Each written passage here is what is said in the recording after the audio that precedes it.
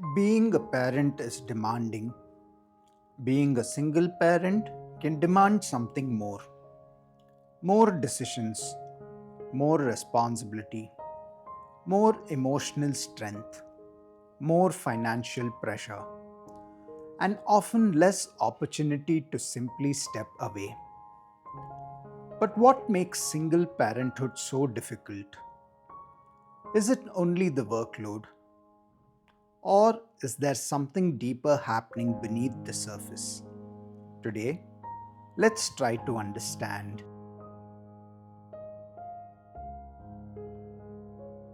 When we hear the word single parent, we often imagine a particular situation: a mother raising children alone, or a father raising children alone. But single parenthood can happen in many different ways: through divorce, separation, the death of a partner, abandonment, circumstances that leave one parent carrying most or all of the responsibility. And sometimes a parent may technically have another parent in the child's life, but still experience most of the parenting alone. So, single parenthood isn't simply about relationship status, it's about responsibility, and about how much of that responsibility one person is carrying.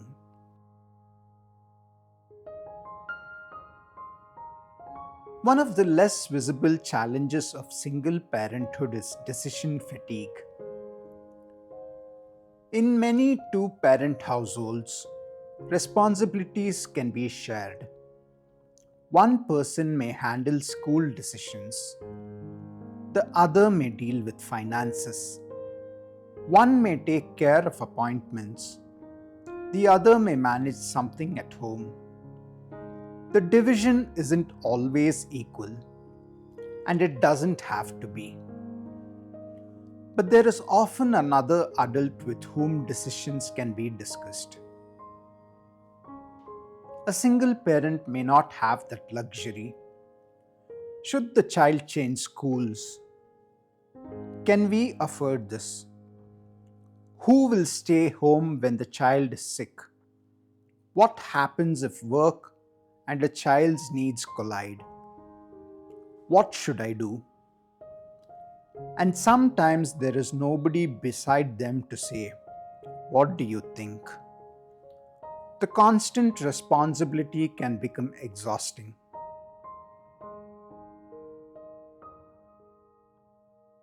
Parenting isn't only physical work. There is also something called the emotional load. Remembering birthdays, school schedules, medical appointments, the child's fears, their friendships, their behavior, their future. The parent may spend much of the day thinking about everyone else's needs, while having very little space to think about their own. And this can create a strange contradiction. A single parent may be surrounded by people and still feel deeply alone.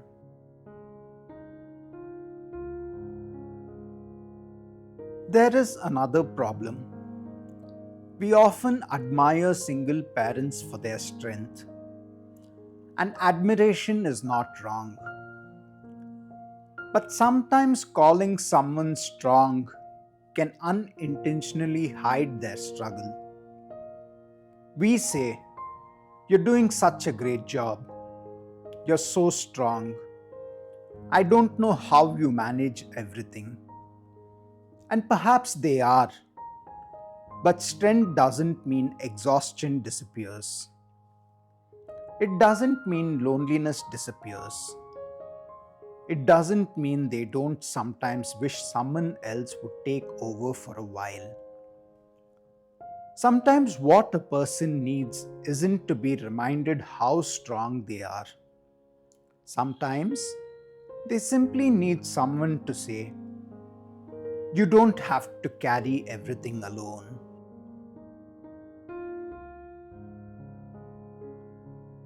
For many single parents, financial pressure adds another layer.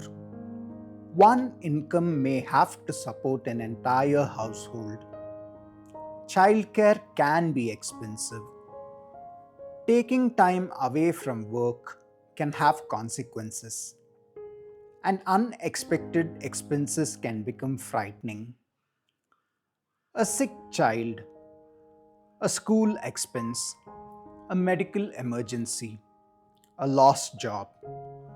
What might be manageable for a household with two incomes can become overwhelming when one person carries the financial responsibility alone. And this pressure doesn't stay outside the home.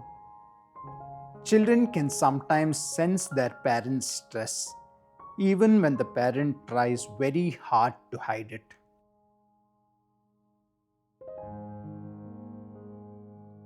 Single parenthood doesn't automatically mean a child will have an unhappy childhood.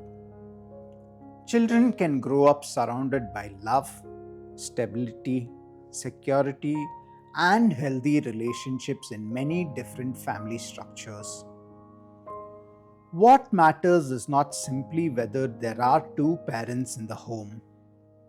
What matters is the quality of the environment the child grows up in. But children can still experience challenges. They may wonder about an absent parent. They may feel different from their peers. They may take on responsibilities earlier than other children. Or they may become highly sensitive to their parents' emotional state. This is why support matters. A child doesn't need a perfect family. They need safety, love, consistency, and adults who help them understand that they are not responsible for problems that belong to the adults around them.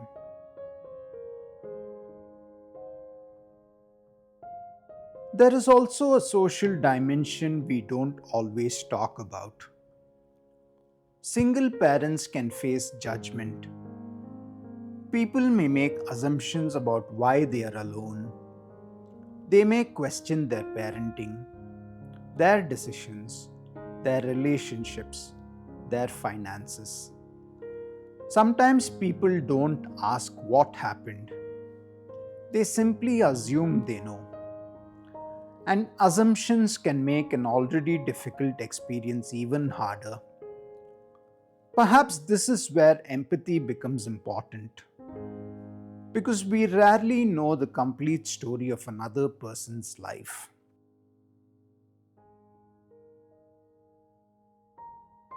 Psychologists who study parenting and family relationships often emphasize that parenting stress is influenced not only by the demands of raising children, but also by the availability of social and emotional support. Research on single parent families has consistently highlighted the importance of supporting relationships, financial stability, accessible childcare, and community resources. Social support can act as a protective factor. It can reduce stress, provide practical help, and give parents somewhere to turn when the responsibility becomes overwhelming. This doesn't mean single parents are inherently less capable. It means something very human. No one is designed to carry every responsibility completely alone.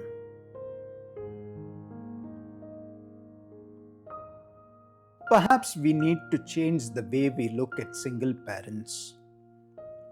Instead of seeing only their strength, let's also notice the weight they carry. Instead of assuming they are managing, ask them how they are doing. Instead of offering advice, sometimes offer practical help. And instead of judging a family because it doesn't look like our own, remember that families can take many different forms. A single parent may look like someone who has everything under control. But behind that appearance, there may be a person who is tired, a person who is worried, a person who sometimes wishes they could put the responsibility down even for a moment. And perhaps compassion begins when we stop admiring their strength from a distance and start asking how we can make the journey a little lighter.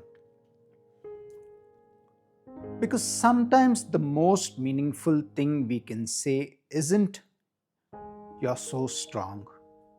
It's simply, "How are you doing?" And then stay long enough to hear the answer. Some voices are never heard, but their echoes remain.